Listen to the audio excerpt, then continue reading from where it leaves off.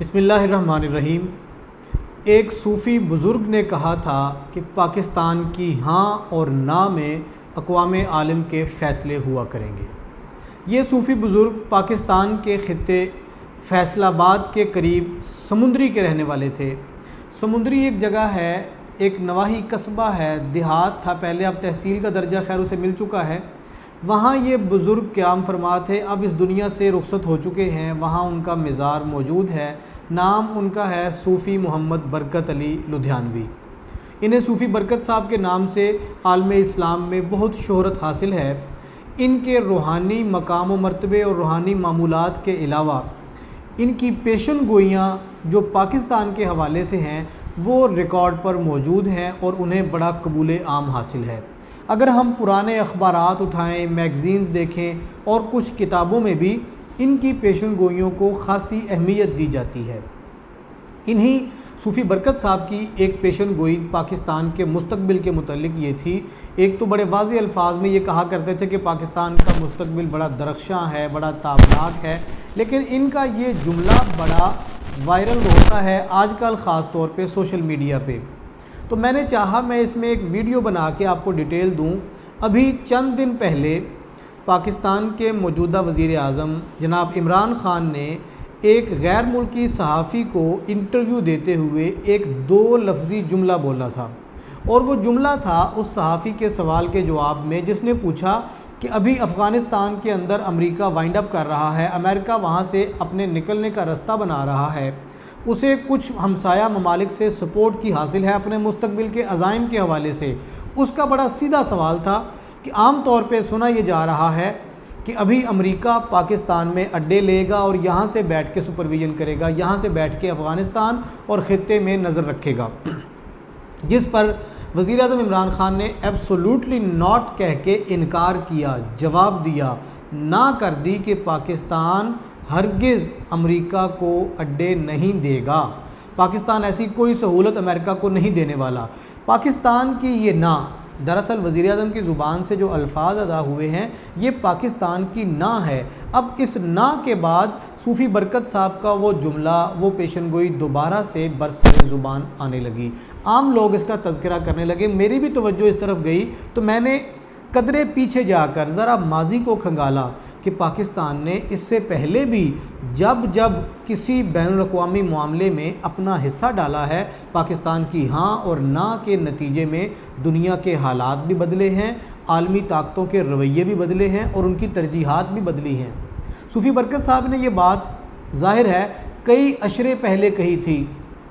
اس وقت تو دنیا کے حالات جہاں آج کھڑے ہیں ان کا نام و نشان بھی نہیں تھا، اور اب صوفی برکت صاحب وہ جو بزرگ ہیں جنہوں نے یہ پیشن گوئی کی تھی وہ اس دنیا سے رخصت ہو چکے ہیں۔ اب یہ فیصلے کرنے والوں اور ان فیصلوں میں اپنی ان پٹ دینے والوں کا صوفی برکت صاحب کے ساتھ کوئی اس طرح سے تعلق نہیں ہے، لیکن اس مرد درویش اللہ کے اس نیک بندے کی زبان سے نکلے ہوئے الفاظ اور اللہ تعالیٰ کی عطا کردہ حکمت کی بدولت انہوں نے جو فور کاسٹ کیا، جو پریڈکٹ کیا، انہوں نے جو آبزرو کی تھی چیزیں، انہیں اسیس کر کے انہوں نے ایک جملہ ادا کیا تھا۔ دیکھنے میں تو یہ بزرگ اپنی خانقاہ پر، مصلے پر، زمین پر، بوریے پر بیٹھے ہوتے ہیں، لیکن ان کی نگاہ کہاں ہوتی ہے اور یہ کہاں تک کی خبر دے سکتے ہیں، اس جملے سے اندازہ لگایا جا سکتا ہے۔ میں ماضی کی بات کر رہا تھا تو پاکستان کے موجودہ وزیر اعظم نے جو اب نہ کی ہے، اس سے پہلے بھی اس طرح کا ایک واقعہ ہو چکا ہے۔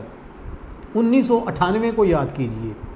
مئی 1998 میں پاکستان نے ایٹمی دھماکے کیے، پاکستان ایٹمی قوت کے طور پہ ریکگنائز ہوا۔ اس سے قبل ہمارا جو ہمسایہ ملک ہے، ہمارا ازلی دشمن ہے بھارت، اس نے ایٹمی دھماکے کیے تھے، پاکستان پر ایک رعب اور دبدبہ ڈل گیا۔ دشمن کی دشمنی جب کھل کے سامنے آئی تو پاکستان کی حکومت نے، وزیر اعظم نے اور اداروں نے یہ فیصلہ کیا، فیصلہ ساز لوگوں نے مل بیٹھ کے مشاورت کے ساتھ جب فیصلہ کیا کہ ہم اینٹ کا جواب پتھر سے دیں گے، تو عالمی طاقتوں کی جانب سے، خاص طور پہ امریکہ کی جانب سے، اس وقت کے پریزیڈنٹ امریکہ بل کلنٹن کی جانب سے ہمارے وزیر اعظم کو، نواز شریف کو ٹیلی فون کیے گئے براہ راست اور مختلف ان کو آفرز دی گئیں،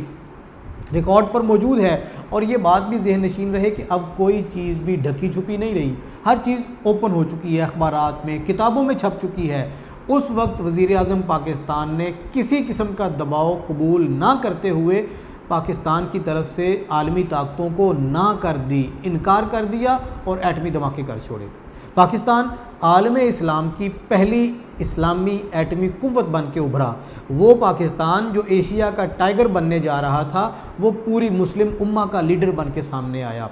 خیر، اس کے بعد کیا ہوا، حالات میں کچھ تبدیلیاں آئیں، لیکن الٹیمیٹلی وہ جو پوائنٹ ہے اس نقطے پہ غور کیجئے کہ پاکستان کی نا نے اقوام عالم کے فیصلوں کو تبدیل کیا، ہمارے بارے میں اقوام عالم کا رویہ بدلا، پریشانیاں بھی کچھ سامنے آئیں، مشکلات بھی آئیں، ان کا اندازہ بھی تھا، لیکن اقوام عالم، عالمی طاقتیں پاکستان کی ہاں اور نا کے ساتھ جڑی رہتی ہیں۔ اس کے بعد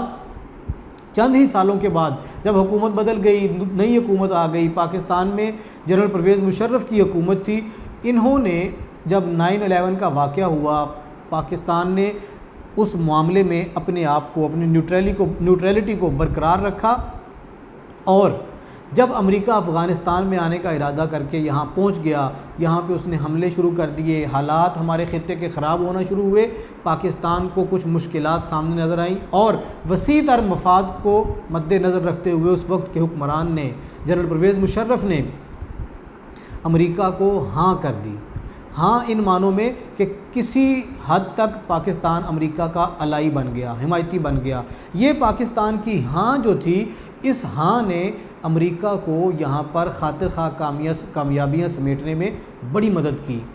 تو پھر بات وہی دوبارہ سے ثابت ہوتی ہے کہ پاکستان کی نہ ہو یا ہاں ہو، جب ہاں ہوئی تب بھی عالمی طاقتوں کا رویہ بھی بدلا اور ان کے معاملات میں بھی کچھ تبدیلیاں ہوئیں، انہیں فتوحات ملیں، انہیں فوائد ملے، انہیں کچھ یہاں پر ایسا ملا جو شاید وہ اکیلے حاصل نہ کر سکتے۔ پاکستان کو اس کا کتنا نقصان ہوا، کتنا فائدہ ہوا، ہم نے اس کے آفٹر ایفیکٹس کیا بھگتے، یہ سارا ایک الگ موضوع ہے۔ بات ہم ہاں اور نہ کی کر رہے ہیں۔ اس سارے سینیریو کے بعد اب جب امریکہ افغانستان سے نکلنا چاہ رہا ہے اور وہاں سے وہ منصوبہ بندی کر کے ایک بڑی حد تک نکل بھی چکا ہے، اس کے بعد کی منصوبہ بندی اب کر رہا ہے، اس معاملے میں اب پاکستان کی جانب سے نہ کی گئی ہے۔ اب دوبارہ سے پاکستان کی نہ کرنے کے بعد تمام عالمی قوتیں، جن میں آپ رشیا کو بھی لے لیں، چائنا کو بھی لے لیں، عرب ممالک کو بھی لے لیں، یہ تمام بلاکس، اور ترکی کو خاص طور پہ اس میں کنسیڈر کیجئے، سب کے رویے اور ترجیحات بدلیں گی، سب اپنی اپنی پالیسیز پر نظر ثانی کریں گے۔ ایک تنہا پاکستان اگر ہاں کرتا تو حالات کچھ اور ہوتے، نہ کیا ہے تو حالات کچھ اور ہوں گے۔ تو یہ ایک بزرگ کی، ایک اللہ والے کی، ایک صوفی درویش کی ہوئی بات ہر چند سال کے بعد اپنی حقانیت کو ثابت کرتی ہے، اور مستقبل میں بھی ایسا ہوگا۔ پاکستان کو جغرافیائی طور پر ہمارے ارد گرد جو ہمارے ہمسایہ ممالک ہیں، بلکہ تینوں چاروں جانب سے جہاں ہم گھرے ہوئے ہیں، ہمارے کچھ برادر اسلامی ممالک ہیں، کچھ ہمارے برادر اسلامی ممالک نہیں ہیں، لیکن تعلقات ایسے مضبوط ہیں، ایسے بلند ہیں، ایسے گہرے ہیں کہ ہم ان پر ناز بھی کرتے ہیں اور ہمیں ان پر مان بھی ہے۔ پاکستان کا سٹینڈ، پاکستان کی خارجہ پالیسی، پاکستان کے فیصلہ ساز اداروں کی ڈیسیجن میکنگ، اور ہمارے یہاں پر بیٹھے کچھ صاحب اختیار لوگوں کی قوت ارادی اس قدر میٹر کرتی ہے کہ جب بھی پاکستان نے ہاں کی ہے تو دنیا کو ہلا کے رکھ دیا، بدل کے رکھ دیا، نہ کی ہے تب بھی دنیا ششدر رہ گئی ہے۔ اب وزیر اعظم کی نہ کے بعد دیکھیے مستقبل کا منظرنامہ کیا ہوتا ہے۔ ہم اس حوالے سے پر امید ہیں کہ اللہ کے ایک درویش نیک ولی بندے کی زبان سے نکلے ہوئے الفاظ پاکستان کے مستقبل کو تابناک بھی کریں گے، خوشحال بھی کریں گے، اور ہمارا مستقبل انشاءاللہ محفوظ بھی ہوگا۔